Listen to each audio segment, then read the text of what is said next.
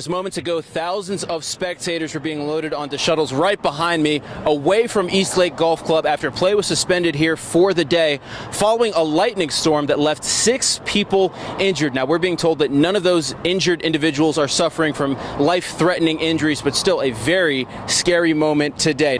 Now, moments ago, I caught up with some spectators who were on hole 16 when lightning struck the golf course, and they say it was a very scary moment.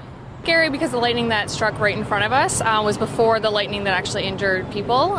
So that had happened, which was enough for me. I had said to Derek that, I'm ready to kind of take shelter in a different location further away from any metal. But we were on the 16th hole, and lightning literally struck right in front of us. We were underneath a tree, and there was a camera pole right in front of us, 10 feet in front of us, and just out of nowhere, lightning came, struck down. There was people, running everywhere, screaming. Like it was pretty crazy. As I said, play suspended for the day here at East Lake Golf Club, but in a statement from the PGA Tour, they say that play will resume tomorrow morning at 8 a.m. Send it back to you, Ryan.